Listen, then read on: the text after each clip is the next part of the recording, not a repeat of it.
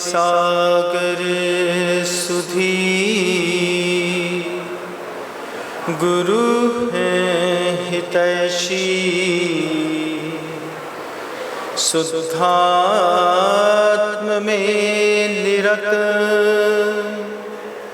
नित्य हितोपदेशी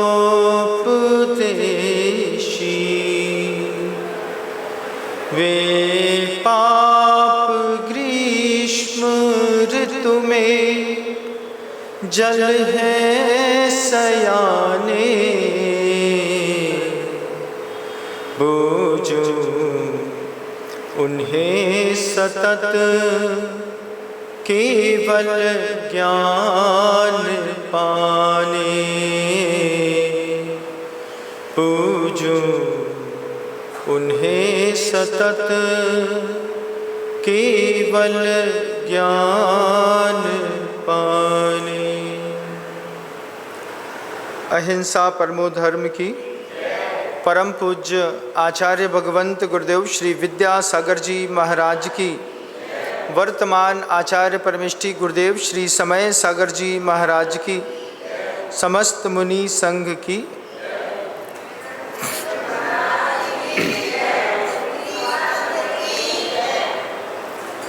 आचार्य महाराज जी का इंदौर में प्रवेश हुआ। एक बहुत बड़े परिवार के घर में गुरुदेव का जाना हुआ। आहार के निमित्त से गुरुदेव उस श्रेष्ठी के यहाँ पधारे। आहार हुआ, जहाँ पर खड़ा किया गुरुजी को, सामने 12-12 फीट के 3 बड़े बड़े कांच थे और पीछे की तरफ बहुत सारे गमलों पे पेड़ लगे हुए थे। गमलों में पेड़ लगे थे। एक चौड़ा सा बड़ा सा गमला था, उसमें एक पीपल का पेड़ लगा था, देखने में बिल्कुल बड़े के जैसा, और हाइट सिर्फ 2.25 फुट की। वैसी ही उसमें से जटाएं निकल रही थी, वैसी ही उसकी शाखा थी, वैसे ही उसका सब कुछ व्यवस्थित था।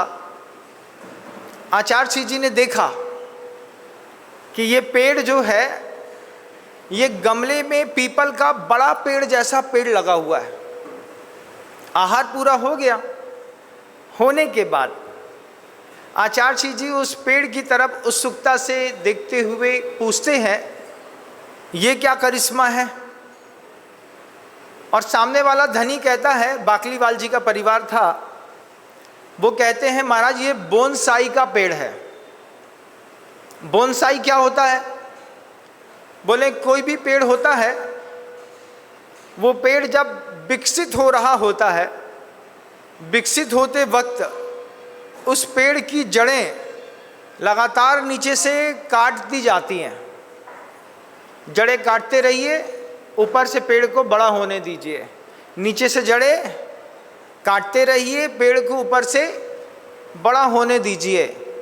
5, 7, 8 साल तक लगातार इस प्रक्रिया के तहत जब वह पेड़ धीरे धीरे करके डेवलप होता है और सिर्फ ऊपर की तरफ बढ़ता है, लेकिन अंदर की तरफ का पूरा विकास उसका रोक दिया जाता है, तो दिखने में तो वो बहुत बड़ा दिखता है। उसकी फीलिंग भी बड़े पीपल के पेड़ जैसी ही आती है। उसमें शाखाएं उपशाखाएं बिल्कुल वैसी ही निकली थी जैसे ओरिजिनल पीपल के बहुत बड़े वाले पेड़ में होती है। कल्पना करिएगा, एक पीपल का पेड़ अगर ऊंचा उठता है तो कम से कम 90 फीट तक ऊपर उठता है, और उसी पेड़ को अगर बोनसाई का पेड़ बनाया जाए, जब वह विकास की यात्रा पर हो, तब लगातार ऊपर बढ़ने दिया जाए और नीचे से जड़ काटते चले जाएं, तो पेड़ ऊपर बढ़ रहा है, बहुत ज़्यादा नहीं जा पा रहा क्योंकि नीचे गहराई नहीं है। तने को स्थिर रहने के लिए भी ताकत चाहिए पड़ती है। वो पेड़ गुरुजी ने 5 मिनट तक लगातार गौर से देखा। गौर से देख करके अपने कक्ष पर वापस लौटे ईर्यापद समिति का एक समय होता है, 11:30 बजे पूरा मुनि संघ आहार के बाद एक स्थान पर एकत्रित होता है। एकत्रित होकर के जब वह पूरा मुनि संघ आया तो गुरुजी ने कहा, आपने देखा है वो बोनसाई का पेड़? 2-4 लोगों ने देखा था तो उनने हाँ कर दिया, कुछ लोगों ने नहीं देखा था तो उनने ना कर दिया। फिर ईर्यापद समिति में आचार्य भगवंत ने हम सबके बीच में उस बोनसाई के पेड़ की व्याख्या करी। बोनसाई के पेड़ की व्याख्या करते हुए गुरुदेव कहते हैं, विकास की अप्रतिम संभावनाओं की जड़ें काटता है। बोनसाई का पेड़ कैसा बनता है?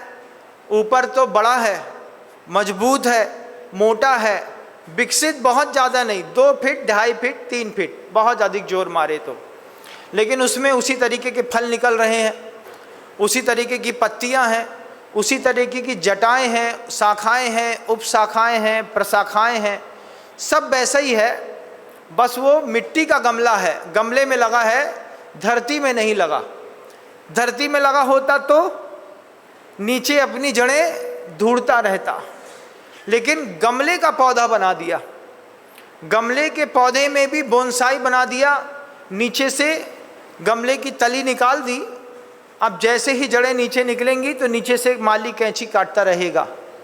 5-5, 7-7 साल तक इस तरीके से पेड़ को ट्रीटमेंट दिया जाता है।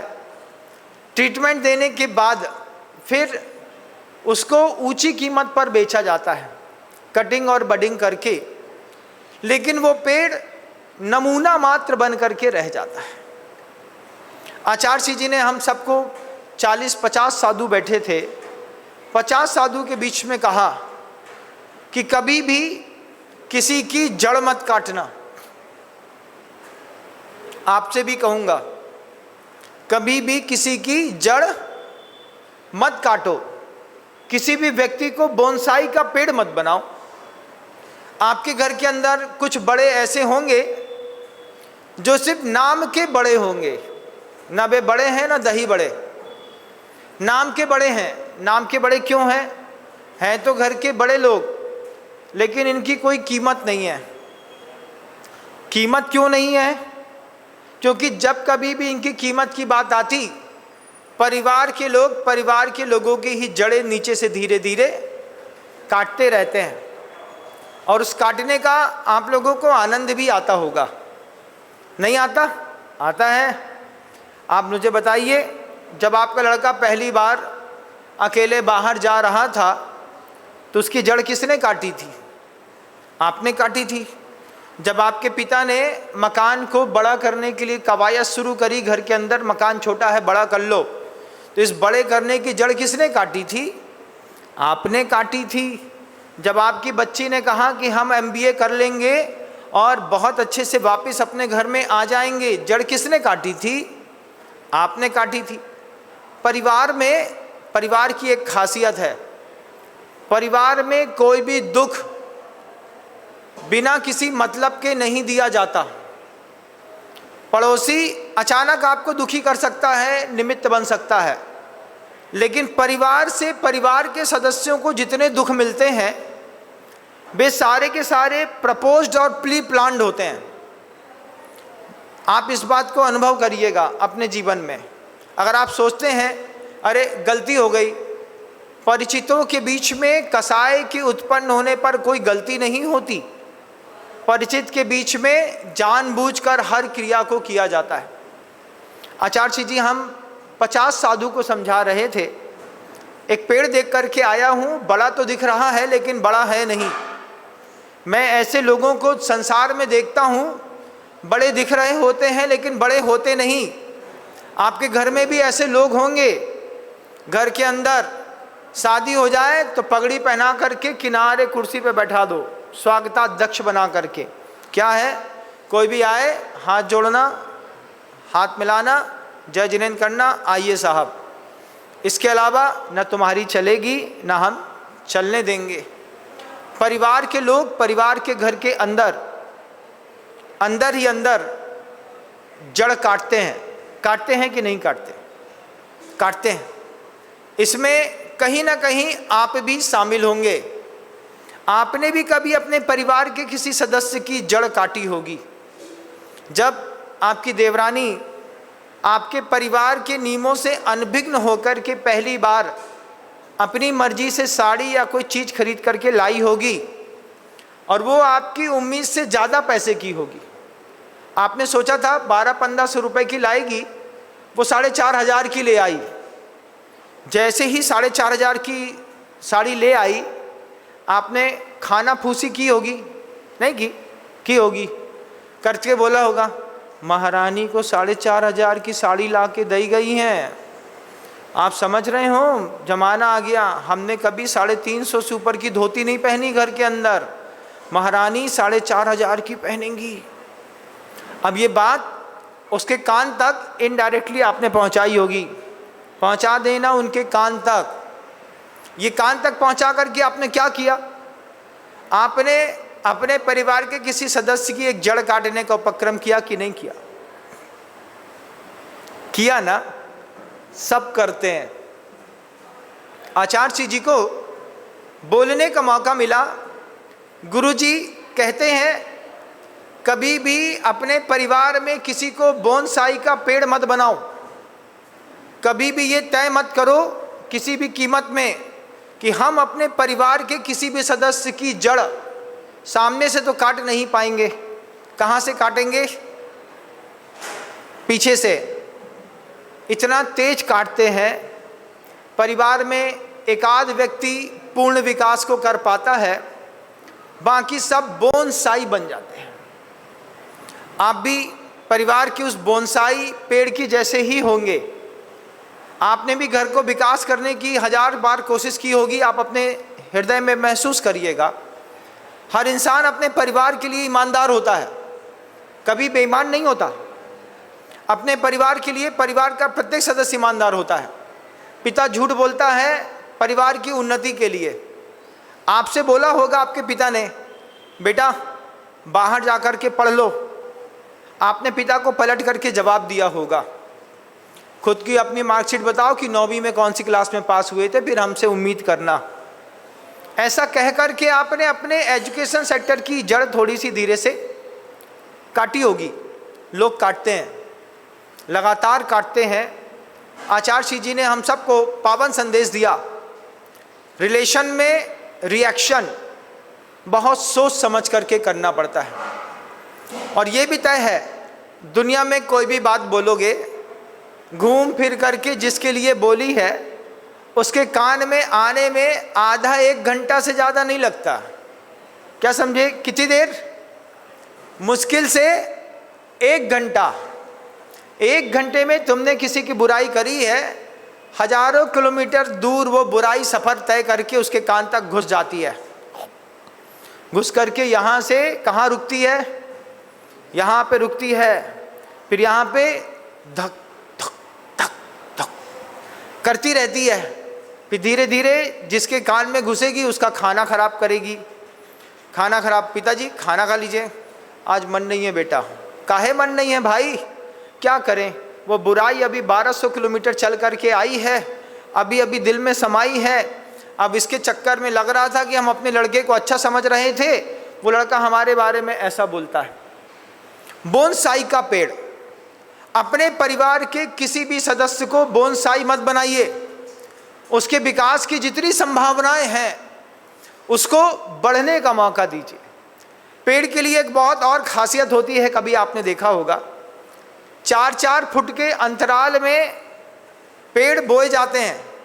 पौधे तो बगल में बो दो, कोई दिक्कत नहीं, क्योंकि जिसको ज़्यादा नीचे गमन नहीं करना हो, 2 फीट 1 फीट आधा इंच 1.5 इंच 2 इंच बगल में भी बोया, धनिया पत्ती पालक देखिएगा, अगल बगल में बो दो, ऊँग आती हैं। लेकिन पेड़ों के साथ ऐसा नहीं होता। समानांतर दोनों तरफ 4-4 हाथ की दूरी हो, फिर उसके बाद दोनों को विकास करने का मौका मिले। आप अपने परिवार के लिए कितने खूबसूरत हैं। आप निरंतर अपने परिवार की वृद्धि की उम्मीद करते हैं, लेकिन घर के अंदर थोड़ी बहुत, जो थोड़ा बहुत ईर्ष्या का खेल होता है ना, थोड़ा बहुत होता होगा। भाई भाई के बीच में अगर बोनसाई नहीं बने तो नीचे से जड़ ना कटे तो कभी दीवार ना खींचे। आपके घर में दीवार खिंची? हाँ करो। खिंची महाराज? प्रश्न का उत्तर दो। परिस्थिति के कारण कि कसाई के कारण? आपके घर के अंदर डिवाइडेशन हुआ परिस्थिति के कारण हुआ कि कसाई के कारण हुआ? महाराज कसाई के कारण हुआ। अगर कसाई के कारण आपके घर के अंदर डिवाइडेशन हुआ है तो कसाई ऐसी तो नहीं हुई होगी। आप अपने परिवार के किसी सदस्य की तरक्की देख करके उसको धीरे से नीचे से काटने का प्रयास तो किया होगा ना। महाराज हमने तो नहीं किया, लेकिन हमारी पत्नी के चक्कर में हम आ गए। परिवार में कोई भी सदस्य लेकिन जड़ें काटने का अगर काम करेगा तो कभी भी विकास को आप बढ़ नहीं सकते। ये बात परिवार तक लागू नहीं होती, शुरुआत परिवार से होती है। अगर आपके परिवार का एक सदस्य है अपने घर के लोगों की जड़ काट रहा है पीठ पीछे कहा ना, एक राजा के दरबार में दो विद्वानों का आमंत्रण हो गया, तो दो विद्वानों ने कह दिया, एक से पूछा वो कैसा है, तो बोले एक नंबर का गधा है। पीठ पीछे क्या बोल रहा है एक विद्वान दूसरे विद्वान के बारे में? एक नंबर का गधा है। और दूसरे ने कह दिया वो एक नंबर का बैल है। जब भोजन की बारी आई तो एक के सामने भूसा रख दिया, एक के सामने चार दाना रख दिया। बोले खाओ। बोले ये क्या? बोले जैसा आपने एक दूसरे का परिचय दिया है उसी के अनुरूप आप लोगों को भोजन दिया जा रहा है। जब आपसे हमने पूछा कि वो कैसे हैं तो आप ही ने कहा कि एक नंबर का गधा है, तो गधे के सामने हमने थोड़ी दाल मोट बाजरा चावल कच्चे रख दिए। और इनसे पूछा कि आप कैसे हैं, तो इनने कह दिया कि एक नंबर के बैल हैं। तो बैल तो हरा चारा खाता है, तो एक चारा खा लो और एक दाल मोट खा लो कच्चे, काम चला लो। ऐसा शुरुआत होती है परिवार में। परिवार से बाहर निकलता है आदमी जब परिवार में लगता है कि अब हो गया, बहुत हो गया, सब दिगंबर हो गए एक दूसरे की नज़रों में, और इज्जत नाम की चीज़ पूरी की पूरी खत्म हो गई। खत्म होने का मज़ा क्या है? ससुर साहब घर के अंदर घुसेंगे, बहू टीवी देख रही थी, टीवी देखती बैठी मिलेगी। पापा जी आए होंगे, तो हमको क्या मतलब है, हम अपनी टीवी देखें कि उनका पापा जी को देखें। ये वही चीज़ है जब नज़रों की इज्जत ख़त्म हो गई। रिलेशन में रिएक्शन ऑटोमेटिकली बता देता है कि अब इस घर में रहना ज़रूरी नहीं है। मैं हमेशा लोगों से पूछता हूँ, आप अपने घर में रहते हैं कि आपको अपने घर में रहना पड़ता है? इसका बिल्कुल सही जवाब दीजिएगा। कितने लोग ऐसे हैं जिनको घर में रहना पड़ता है? हाथ उठा दो, कैमरा तो हमारी तरफ है। सब घर में अच्छे से रहते हैं, बहुत अच्छे से, तुम्हारे घर में कोई प्रॉब्लम नहीं है। अरे वाह, ताली बजा दे तुम्हारे लिए, सबके लिए। महाराज हम तो बहुत अच्छे से रहते हैं। कुछ कुछ घरों में ऐसा होता है जिनको मजबूरी में घर के अंदर रहना पड़ता है। एक कायदे की बात बताते हैं, अगर घर के अंदर रह रहे होते ना तो यहाँ पर आकर के बैठे ही नहीं होते। घर के अंदर अगर सुख और शांति मिल गई होती, आदमी कभी मंदिर नहीं आता। आदमी मंदिर आता है घर से भाग करके, घर से प्रभावित होकर के नहीं आता, भाग करके आता है। क्योंकि शांति भक्ति में आचार्य पूज्यपाद भगवान जी ने लिखी है वह बात। वे कहते हैं, न स्नेहा शरणम प्रयांति भगवन पादद्वयम ते प्रजा हेतुस्तत्र विचित्र दुख निचय संसार घोरांडव। मैं भगवान के पास भक्त आकर के खड़ा हुआ, भगवान बड़े खुश हो गए।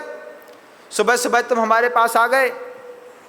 भक्त कहता है, गलत फहमी में बिल्कुल मत रहना, तुम्हारी पूजा करने के लिए हम आए। हमारी पूजा करने के लिए नहीं आए, हम भी गलत फहमी में नहीं रहते। तुम हमारे प्रवचन सुनने आए? नहीं आए। तुम हमारे प्रवचन सुनने नहीं आए। इसमें से 80% लोग ऐसे हैं कि सुबह सुबह उनके घर में झगड़ा होता उनके कारण, तो उन्होंने कहा तुमसे झगड़ा करें, इससे अच्छा तो हम महाराज जी के घंटा प्रवचन सुना रहे हैं। इस चक्कर में आधे लोग घर के अंदर आ गए, यहाँ मंदिर आ गए। आधे लोग घर से भेज दिए गए, जाओ महाराज जी आए हैं, थोड़ा प्रवचन सुन के आओ, 9 बजे के पहले मत आना। ऐसा बोल देते हैं घर के लोग मम्मी से। सुन रही हो, मंदिर जाना सुबह 5:45 बजे, 9 बजे से पहले घर के अंदर मत आइयो। क्यों? अभी वहीं रहो, महाराज हैं, पहले पूजा करना, पूजा करने के बाद महाराज के अच्छे से प्रवचन सुनना, फिर महाराज को आहार दान देना, और तई पे भोजनशाला है, ज़्यादा हो तो तई पे एक रोटी खाना, उसके बाद आना। काय बेटा तुम हमसे ऐसो काय कहत हो? इसलिए कि गर्मी का टाइम है, सुबह से उठ गई, 16 डिग्री का टेम्परेचर का एसी चल रहा था। सबसे पहले मम्मी की आदत है एसी बंद करेगी, फिर पानी चालू करेगी, उसके बाद गैस जलाएगी, फिर सुबह 5:30 बजे से उठाएगी घर के, उठो भैया 8:30 बज गए। मम्मी झुटल्ली एक नंबर की, 5:30 बजे क्या बोलती है? 8:30 बज गए। अब जैसे ही पत्नी के कान में सास की आवाज़ जाती है, ऐसा तुम्हारी माँ से मैं इतनी परेशान हो गई हूँ, बाबू इलाज करो अपनी माँ का। और बस लड़का बाहर निकला, बाहर निकल कर के माँ से कहता है, माता जी मंदिर छोड़ाए। ए राम, मम्मी को सुबह 5:45 बजे मंदिर छोड़ाया करो, ये उठेंगी, लौट के आया करो, जब खाना बन जाए तब आओ, नहीं तो वहीं रहो। ये घर घर की कहानी घर घर की है। आप इसको भले डिनाई कर दें हमारे सामने, लेकिन अंतर मन में अपने आप से झूठ मत बोलना, नहीं तो पाप पड़ेगा। घर के लोग आपको नहीं चाहते, घर के लोग आपसे चाहते हैं। महाराज हमारे यहाँ तो बड़ा सुकून है, मम्मी कहती है, बहू कहती है कहीं जाओ ही मत। हाँ, वो भी चाहती है कि एक काम वाली बाई परमानेंट हमारे घर के अंदर बनी रहे। मम्मी से बड़ी सहूलियत है। ऑफिस सेक्टर वाली जितनी भी बहुएं गुड़गांव में, बेंगलोर में रहती हैं, जब इनका प्रेगनेंसी पीरियड चल रहा होता है तभी इनको सास की याद आती है। डिलीवरी होगी और उसके 3 महीने पहले से, मम्मी जी आपकी तबीयत ठीक है? मम्मी समझती है, बहू तुम्हारी तबीयत ठीक है? हाँ ठीक है मम्मी जी। अच्छा चल रहा है मम्मी? बहुत घबराहट होती है। पहले तो मम्मी से बोलती थी, अब मम्मी जी से बोलती है। क्यों? क्योंकि पुंथरिया साफ करवाएंगे मम्मी जी से और चांदी पासनी करवाएंगे मम्मी जी से। अभी जब बच्चा अच्छा हो जाएगा तो मम्मी के हाथ में ले जाके सौंप देंगे, देखो तुम्हारा पोता हुआ है। ये कहानी घर घर की है। जैसे ही डिलीवरी का टाइम आएगा, 3 महीने 4 महीने पहले से बहू का स्वभाव बिल्कुल बदल जाएगा। इतनी अच्छी बहू है कुछ पूछो मत। महाराज हम बेंगलोर जा रहे हैं, अब बहू के साथ 6 महीने वहीं रहेंगे। हमने कहा कर्मचारी हैं, ट्रांसफ़र हो गया। पहले इधर पे रोटी बनाती थी, अब अपने बहू के यहाँ जाएगी, वहाँ पे रोटी बनाएगी। क्या हुआ? हाँ डिलीवरी हो गई। अब महारानी तो फ़ोन में लगी हैं, हाँ मम्मी सास भाई आ गई हैं, बेई संभाल रही हैं, हाँ सास से पूरा काम करवा लेना। हाँ अब बॉय तुम्हारे लिए हरीरा बनाए, बॉय दलिया बनाए, बॉय तुम्हारे बच्चे की पुंथरिया, पुंथरिया समझते हो? Diaper, diaper. पहले के ज़माने में माँ की पुरानी साड़ी का बनाते थे, गद्दे की रुई निकाल लेते थे थोड़ी सी, माँ की पुरानी साड़ी में बना देते थे, उसी में काम चलता रहता था। तो कभी किसी के बारजे में जो छज्जा होता है ना, उसमें 12-15 एक सांस सूखती रहती थी। बच्चा है, हर 5 मिनट में सूपू चलता रहता है, उसको साफ करती रहो। अब बहू तो कर नहीं सकती, तो सारा काम कर्मचारी वर्ग ने संभाल के रखा है। महाराज इसी को तो परिवार कहते हैं। अच्छा झाड़ू पोछा लगाने को परिवार कहते हैं? झाड़ू पोछा लगाने के लिए परिवार है। क्या करें? सुबह से उठ गए, सबसे पहला काम क्या था? पाइप पंप, मोटर पंप की बटन चालू कर दी, बड़ा काम हो गया।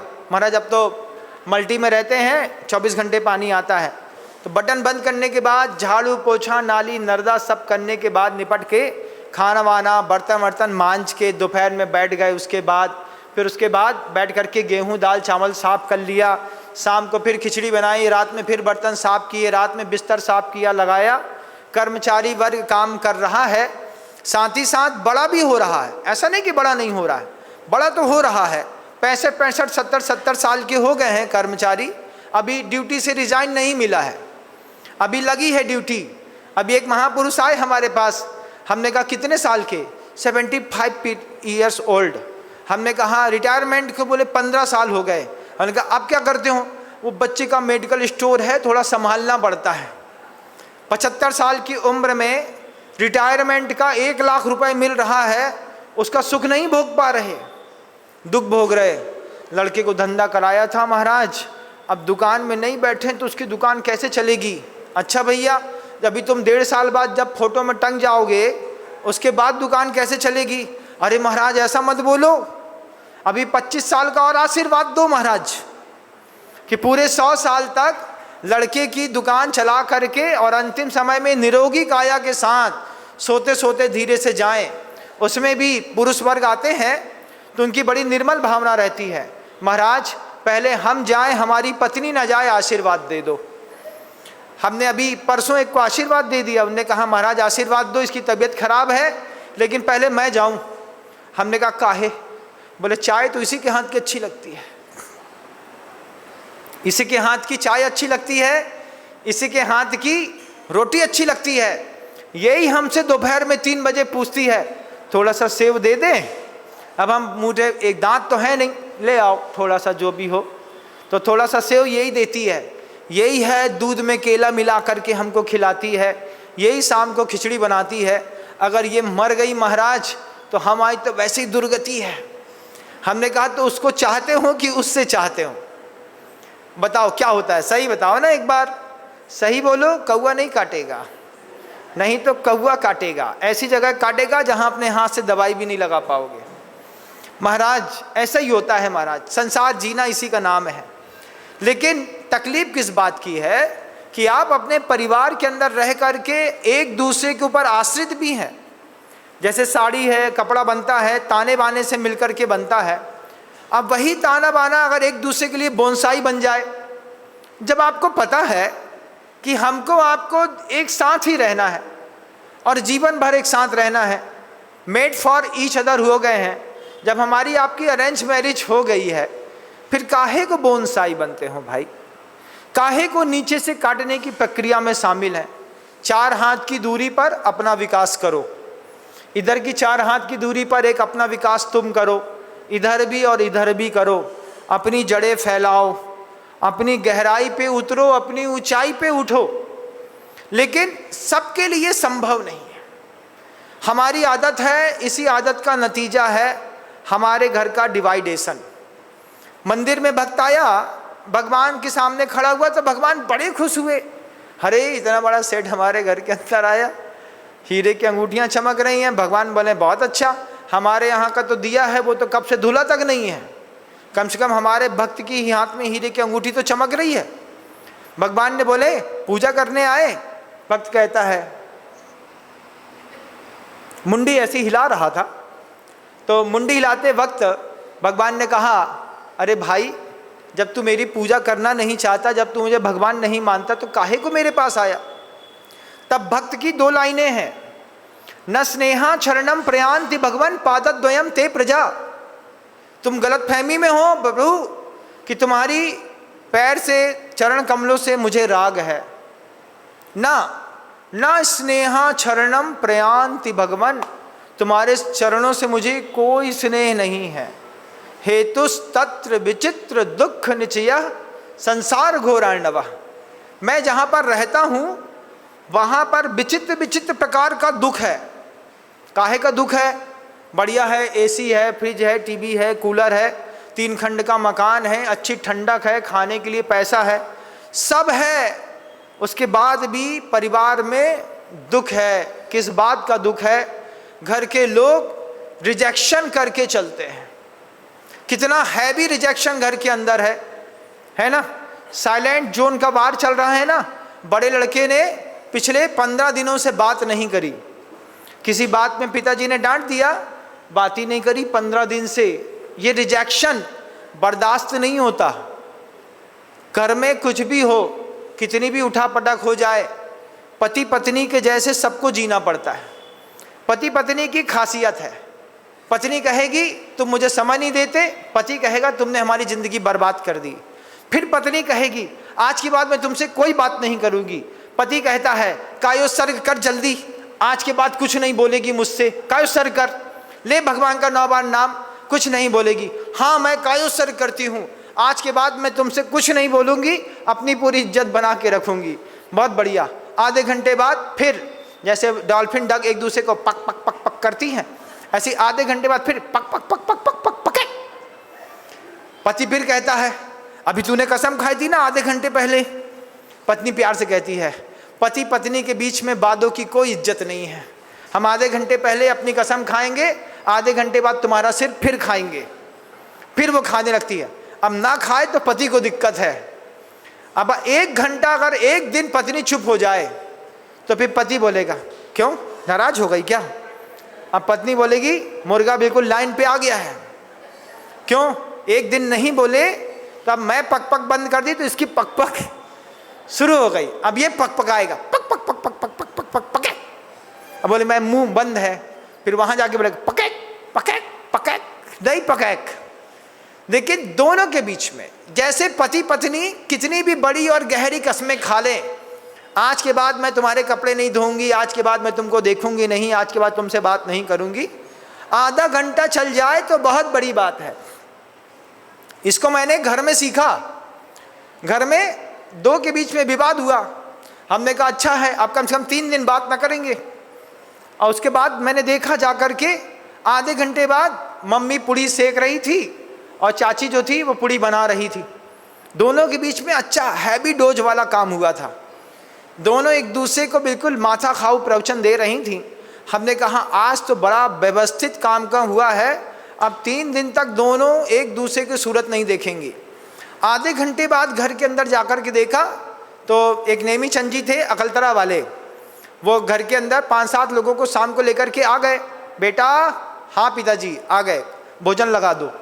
बीपीएल था घर, बिना पूछे कोई भी ले सकता है, कोई भी आ जाए, सराय है, संबंध इतने अच्छे हैं परिवार वालों के। दुकान में पिताजी हैं, उनको पता नहीं है, घर के अंदर मेहमान आए, खाए पिए, 5-7-8 लोग और चलते बने। अब घर की महिलाओं की जवाबदारी है, क्योंकि शादी के फेरे पर उसने कसम खाई थी आपके जितने भी मित्र और रिश्तेदार हैं उनकी इज्जत बहुमान रखना मेरा कर्तव्य है। अब वो इज्जत के चक्कर में बेचारी 8 लोगों को खिला गई।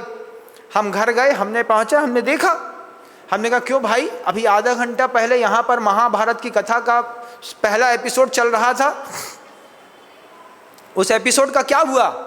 बोले एपिसोड फिनिश हो गया इंटरवल के बाद। हमने कहा इंटरवल कैसे हो गया?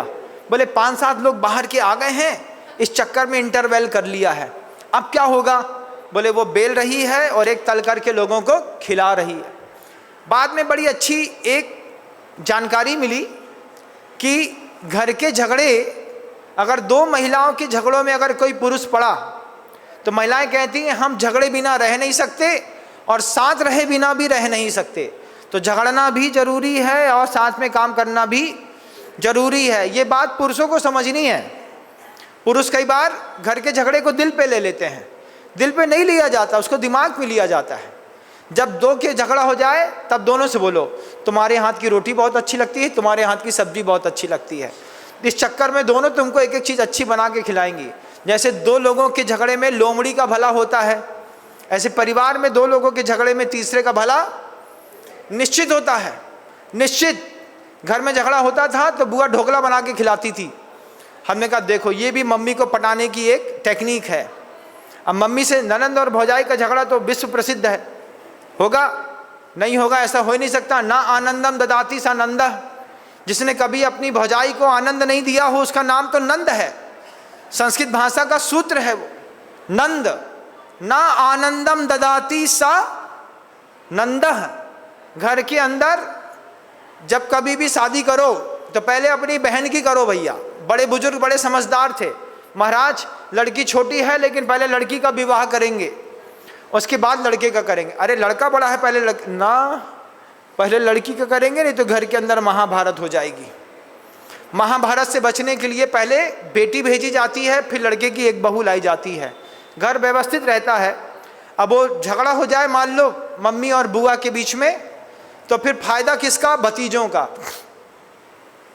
अब बुआ को मम्मी को मनाना है तो क्या करें? भतीजे को लाड़ करो, इसको पकौड़े बना के खिलाओ, इसको ढोकला बना के खिलाओ, इसको फ्राई इडली बना करके खिलाओ, इसको कचौड़ी बना करके खिलाओ। तो माँ को थोड़ा सा सॉफ्ट कॉर्नर हो जाती है, हमारे लड़के को तो लाड़ कर रही हैं, हमारी जीजी हैं। फिर जीजी धीरे से बोलेंगी लो जीजी चाय पी लो। फिर बात धीरे से शुरू हो गई। बोनसाई का पेड़ मत बनिए साहब। घर के अंदर इस तरीके का एक मैत्री भाव हो, थोड़ा बहुत ठोकर लगने से अगर दूसरे का विकास होता हो तो बहुत अच्छी बात, लेकिन विकास की यात्राएं खत्म मत करिए। छोटी उम्र के बच्चे होते हैं ना, छोटी उम्र के बच्चों के मन के अंदर से भगवान बोलता है। जब छोटी उम्र का बच्चा बोले कि हमको सिंगर बनना है, तो पहली बात में बच्चे की आवाज़ सुन लो और उससे कहो हम तुम्हारे सिंगर बनने के लिए पुरुषार्थ करेंगे, तुम्हारे ऊंचा उठाने के लिए हम मेहनत करेंगे। अभी मैं बागीदौरा में था, 9वीं क्लास का बच्चा था। 9वीं क्लास के बच्चे का स्कूल से उसको क्विट करा दिया और क्रिकेट एकेडमी में उस बच्चे का एडमिशन करा दिया। हमने कहा 9वीं के बाद क्लास पढ़ाई, बोले पढ़ाई तो डमी में होगी महाराज, अब ये सिर्फ क्रिकेट खेलेगा। हमने कहा बड़ी रिस्क ले रहे हैं आप। बोले महाराज इसके क्रिकेट के जुनून को हम दोनों ने पढ़ लिया है, ये 5 साल अगर क्रिकेट को सही ढंग से खेल गया तो ये नेशनल टीम पे शामिल हो जाएगा, पूरा विश्वास है। अभी 1.5 साल हो गया, वो बच्चा लगातार क्रिकेट एकेडमी में 9th क्लास क्रिकेट में चला गया। आपने कभी ऐसी रिस्क नहीं ली होगी, आपने क्या बोला होगा, पहले 12वीं तक अच्छे से रेगुलर स्टूडेंट बन के पढ़ो। लेकिन कुछ माता पिता इतने अच्छे हैं, उन्होंने बच्चे के ऊपर रिस्क ली है। 9th क्लास से स्कूल से एडमिशन हटा करके क्रिकेट एकेडमी में एडमिशन कराया। एडमिशन कराने के बाद कह रहे हैं अब हम तुम्हारे लिए व्यवस्था करते हैं कि कोई बच्चा कह रहा है मुझे पेंटर बनना है, कोई बच्चा कह रहा है मुझे अच्छा सिंगर बनना है, कोई बच्चा कहता है वॉइस आर्टिस्ट बनना है मुझे। आप उसको ग्रोथ दीजिए, उसके लिए उसके नीचे से जड़ मत काटिए। कई लोग होते हैं पेंटर बनने वाले, अगर इंजीनियर बन भी जाते हैं, इंजीनियर बनने के बाद भी कभी वो सफल नहीं हो पाते। आचार्य जी हम सबको एक साथ समझा रहे थे, आज भी वह बात दिल में ऐसी गंभीरता के साथ बैठी है। गुरुजी ने कहा कभी भी किसी का विकास हो रहा हो, कोई बढ़ता है तो बढ़ने दे, जीवन के शिखर पर चढ़ने दे। हर व्यक्ति अपने जीवन के शिखर पर चढ़ रहा है, वो खुद मेहनत कर रहा है, आपको तो मेहनत करनी नहीं है, आप उसको चढ़ने में सहयोग दीजिए। अभी हुआ बागीदौरा से कुछ बच्चे हमसे जुड़ गए, जैसे जुड़ गए वो हमारे साथ रहने लगे तो उनके माँ पिता ने एक माहौल बना दिया। विनम्र सागर महाराज को टोना टुटका आता है। किस बात का टोना टुटका आता है? इसने हमारे बच्चे के ऊपर टोना टुटका कर दिया है, बच्चा घर में रहने नहीं चाहता। भैया हमने कोई टोना टुटका नहीं किया है, तुम्हारा बच्चा तुमको मुबारक, तुम्हारे बच्चे की सारी दुनिया तुमको मुबारक।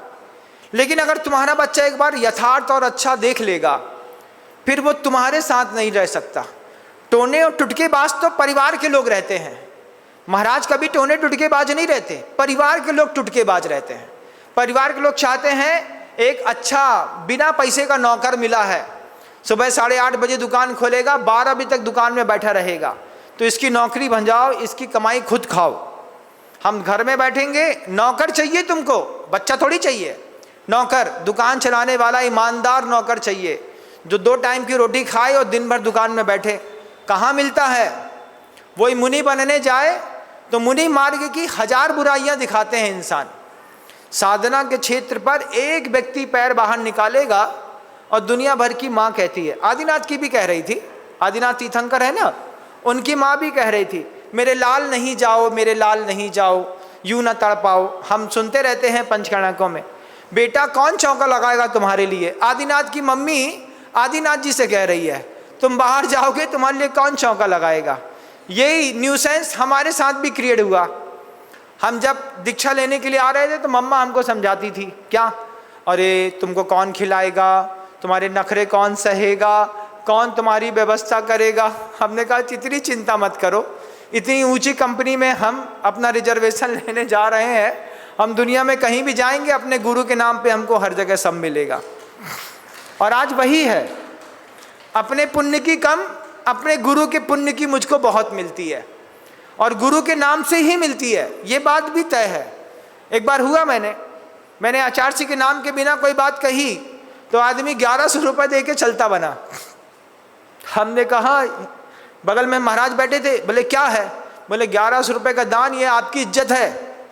अब एक बार गुरु के नाम पे बोलना, अगले वाले से गुरु जी के नाम पे बोला तो 11 लाख दे के गया। तो बगल वाला बोलता है, बोला रहा ना, अपने नाम से मांगोगे तो 1100 और गुरु के नाम से बोलोगे तो 11 लाख। ये गुरु के नाम का पुण्य है। अपना पुण्य तो बहुत कमज़ोर है। मैं हमेशा कहता हूँ कोई 11,000 रुपये तक की दान अगर हमारे कहने पर दे दे, मतलब उसके ऊपर हमारा प्रभाव है। 11,000 रुपये से ऊपर का कोई दान दे दे तो फिर हमारे गुरु का प्रभाव है, फिर गुरु के प्रभाव से प्रभावित होकर के कहता है कि दान तो यहीं पर देना पड़ता है। आप अपने परिवार के लिए बोनसाई मत बनिए। हमको हमारे गुरु जी ने कहा एक भी मुनि महाराज किसी भी मुनि महाराज के लिए बोनसाई नहीं बनेंगे। कोई साधु किसी साधु की नीचे से जड़ नहीं काटेगा। ये संकल्प आपको लेना है। पेड़ दिखने में बहुत खूबसूरत है, बड़ा है, उम्र भी बड़ी है, लेकिन अफसोस है कि उस पेड़ की कोई जड़ नहीं है। अफसोस है उस पेड़ का ऊपरी विकास तो बहुत अच्छा है, लेकिन आंतरिक विकास, अंदर वाला विकास उस पेड़ का बिल्कुल भी नहीं हुआ। आप सबसे भी वह संवाद करूंगा, आप सबसे भी वह बात कहूंगा। आपके परिवार में आपको खुद दिखता है किस बच्चे के अंदर जोश और जुनून है, उसके जुनून को आकार दीजिए, उसको पीछे से सहारा दीजिए, उसको ऊपर उठाइए सही दिशा में। हमारे साथ भी हुआ, जब मैं दीक्षित होकर के मुनि बना तो कई महाराज ऐसे थे जिन महाराजों ने हमेशा मुझे ऊपर उठाया। कई मुनि महाराज, एक मुनि महाराज कहते बिनम सागर जी तुमने दीक्षा तो ले ली है, तुम्हारा चेहरा भी अच्छा चमकता है, तुम्हारी वाणी में तेज भी है, बस छोटा सा काम और करो, थोड़ी मेहनत करके गाथाएं याद कर लो। मैं हंसी खेल खेलता था, लोगों को बैठाता था, बातें करता रहता था। महाराज जो बड़े थे, प्रौढ़ थे, गंभीर थे, वो कहते थे ये हंसी सिटोली तो ज़िंदगी भर चलती रहेगी, पहले गाथाएं याद कर लो। और एक दिन ऐसा हुआ कि एक मुनि महाराज ने आकर के हमारा हाथ पकड़ा और कहा चलो कमरे के अंदर। मैंने कहा ये तो ज़्यादा हो गई। कमरे के अंदर गया और कह दिया, महाराज जी ने कसम खा लो जब तक मैं बाहर नहीं जाने को बोलूँगा बाहर नहीं जाओगे। और पता नहीं क्या संयोग था कि मैंने भी संकल्प कर लिया एक आध कल्याण मित्र अपने जीवन में ऐसा हो कि वो कहे और हम उसकी बात पूरी की पूरी मान लें। उन्होंने कहा कि मैंने कहा आप जैसा बोलेंगे हम वैसा करेंगे। अगले 1.5 साल तक 18 महीने का वादा है हमारा। किसी भी साधु के साथ आप 18 महीने के वादे में जी के देखिए।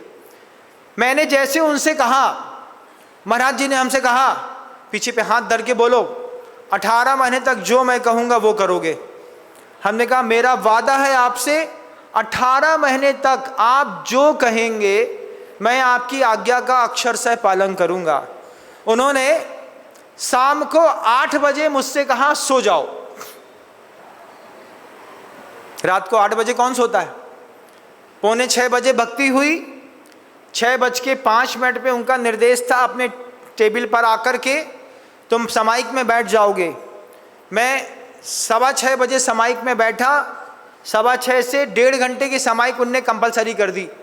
1.5 घंटे की समाइक टू बी मस्ट कंपलसरी। 7:45 बजे उठा, 15 मिनट में लघु शंका करके लौट के आया, बैठा। 8 बजे से कौन सोता है भाई? महाराज जी ने कहा 8 बजे सो जाओ। सो गया, सो जाओ। अब 1 दिन, 2 दिन, 3 दिन, 4 दिन, 5 दिन, 30 दिन तक लगातार 8 बजे सोया तो बायोलॉजिकल क्लॉक जो थी वो 8 बजे की सेट हो गई। अब ऐसी 8 बजे की सेट हुई कि 8 में 5 कम होता तो जमाई आती। जैसी जमाई आती महाराज जी कहते टाइम हो गया। मैं पीछे सीधी करता, पैर सीधे करता, बाईं करवट होता, लेटता और 5 मिनट में नींद लग जाती। 8 बजे सो जाता, 12 बजे उठता। 12 बजे वो उठाते मुझे, उठो। हमने कहा ये अजीब है, सोना का तो ठीक लगा, 8 बजे सोना तो बहुत अच्छी बात है, क्या दिक्कत है, जल्दी सोने के बोल रहे हैं।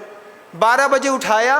12 बजे उठा करके मैंने देखा उन्होंने कमरे के अंदर एक छोटा सा नाइट बल्ब लगवा दिया और जहाँ बल्ब लगा था उसके नीचे जैसे दीवार पे पोस्टर चिपका रहता है, ऐसे दीवार पर करीब 850 गाथाएं उन्होंने दीवार में चिपका दी।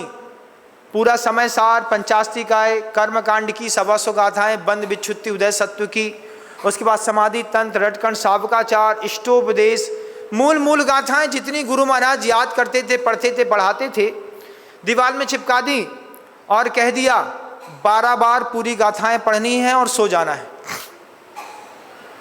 850 गाथाएं कितनी बार? 12 बार, और वो भी कैसे, बैठे बैठे नहीं, स्टैंडिंग पोजीशन पे, खड़े खड़े। पढ़ाई के कैसे अल्ट्रा रूल्स होते हैं, अपने बिस्तर पर बैठ करके पढ़ोगे तो 10 मिनट में नींद आ जाएगी। स्लीपिंग मोड सोते बैठते के साथ ही ऑन हो जाता है। आप बिस्तर में बैठिए, मैंने गलतियां ये कई बार करी। बिस्तर में बैठ करके माँ कहती थी पढ़ लो बेटा, कल मास्टर साहब तुम्हारा होमवर्क मांगेंगे। बिस्तर में बैठा, पहले तकिया उठाई, तकिया ऊपर रखी, किताब खोली, बगल में कॉपी रखी, पेन उठाई, कंपास उठाया, 3 लाइन लिखी। 3 लाइन लिखने के बाद ऐसा लगा कि बैठ के नहीं पढ़ेंगे, लेट के पढ़ेंगे, तो तकिया वापस रखी, फिर उसके बाद उल्टा लेटे, फिर ऐसे होकर के लेट करके पढ़ना शुरू किया। थोड़ी देर तक लेट करके पढ़े, फिर लेटते लेटते एकदम से लगा अरे यार थोड़ी देर बाद पढ़ लेंगे। उसके बाद किताब उठाई, किताब को तकिया के नीचे रखी, बढ़िया प्रॉपर प्रेस हो जाएगी, और एड़े हुए और सो गए। ये क्या होता है, बिस्तर में सोते वक्त स्लीपिंग मोड ऑन हो जाता है। आप बिस्तर में बैठिए, पढ़ाई के नाम पे स्लीपिंग मोड ऑन होगा और सो जाएंगे। ये बात मेरे पाटे के साथ होती थी। पाटे में समाइक के लिए बैठा तो सोऊंगा, तो महाराज जी ने कहा पाटे के बगल में एक छोटा सा पाटा और रखा करो, उस पाटे में बैठ करके समाइक करो, जब सोने का टाइम आए तो अपने बड़े पाटे में बैठो और सो जाओ। आज भी आप हमारे कमरे में देखिएगा, मेरे तखत के नीचे एक पाटा लगा मिलेगा। आज भी वह आदत पिछले 20 साल की टू बी कंटिन्यू कंपलसरी लग रही है। ट्रेनिंग का बड़ा मज़ा है। 18 महीने की ट्रेनिंग में एक बड़े चार्ट में 850 गाथाएँ और 12 बार पढ़ना है और सो जाना है। 12 बजे रात को उठना है, 4:30 बजे तक में 4.5 घंटे में से 12 बार पढ़ने का होता था। 4:30 बजे महाराज जी कहते थे सो जाओ, 6 बजे उठना, भक्ति कर लेना, उसके बाद प्रतिक्रमण कर लेना, जंगल हो आना। उनकी बात 1.5 साल तक मानी, मानने का अच्छा रिजल्ट निकला। बड़े जड़ को फैलाव देते हैं। शुरुआत्मिक प्राथमिक दशा में गुरु की बात मान करके जो विकास हो गया, आज वो विकास नहीं हो सकता। इस विकास को आकार दिया हमारे मुनि श्री श्रेयांश सागर जी महाराज ने। उन्होंने कमरे के अंदर रख करके कहा जितना बोले बस उतना ही करना। और आज भी मैं इस बात में उनकी अनुकंपा मानता हूँ कि वे अगर नहीं होते, उन्होंने इस तरीके से नहीं सिखाया होता, तो आज ये मुकाम नहीं मिल पाता। आज जरा जरा सी बात में जो गाथाएं मुँह से निकलती हैं, ये गाथाएं अंदर डालने वाले महाराज थे। उनकी भक्ति, उनकी शक्ति और इधर का समर्पण एक साधु के जीवन में विकास करता है। बगल वाला साधु आपको अगर जड़ काट रहा हो, अरे हो जाएगा, कर लेंगे, डिले करने की किसी की आदत हो, प्रोगेस्टिनेट करने के लिए कोई व्यक्ति लगातार आपको प्रेरणा दे रहा हो, उससे बाहर निकलिए। अपने परिवार के लिए एक ऊर्जा का केंद्र बनिए, किसी के लिए बोनसाई मत बनिए। आचार्य जी ने हम सब से कहा जहाँ तुम्हें लगे कि इसका विकास इस तरीके से हो सकता है, उसको उठाना, उसको भी विकसित होने का मौका देना, क्योंकि हर पौधे की अपनी एक क्षमता है, हर साधु महाराज की भी अपनी एक क्षमता है। मेरी बोलने की अगर क्षमता है तो हमारे बगल में बैठे हुए निस्वार सागर जी की मौन होने की भी जबरदस्त क्षमता है। क्यों महाराज? वो भी एक बहुत अच्छे प्रवचनकार हैं, वो भी अच्छा प्रवचन देना चाहते हैं, उनका चिंतन भी अपने आप में गरिष्ठ और वरिष्ठ होता है। वे भी सब कुछ समझते हैं कि जितना अच्छा विनम सागर जी बोलते हैं, इतना अच्छा मैं भी बोल सकता हूँ। बोलते भी हैं वो, लेकिन मैं बोलता हूँ इसलिए वो नहीं बोलते। किसी की बोलने की क्षमता अद्वितीय है, तो बगल में रह कर के मौन होने की क्षमता भी बड़ी अद्वितीय है। आदमी सब कुछ जानता हो और मौन रह ले, ये भी अपने आप में बड़े ताकत की बात होती है। हमारे निसर्ग सागर जी महाराज जी को देखिएगा, मेरे साथ रहते हुए 6 साल से ज़्यादा हो गया। 2-4 बार मुश्किल से 3 मिनट बोले होंगे, अधिकतम 3 मिनट।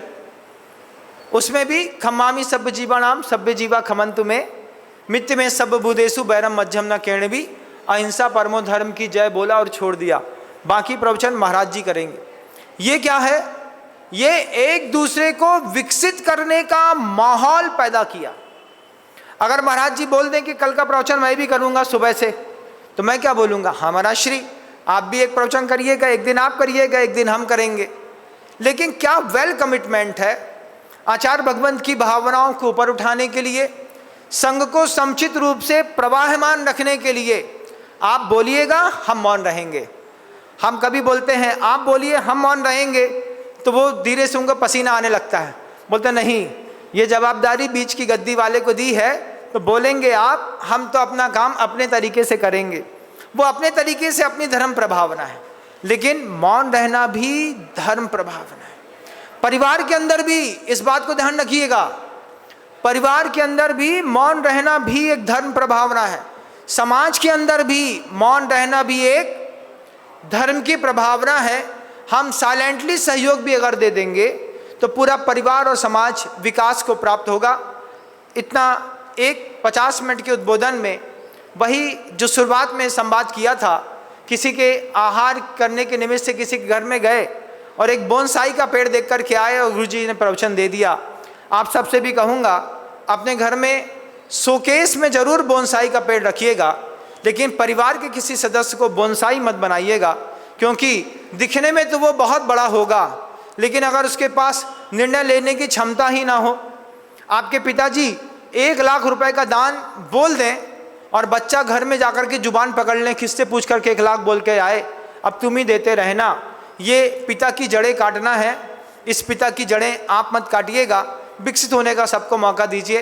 मनुष्य गति है, पहली बार मिली है, पता नहीं अगली बार कब मिलेगी।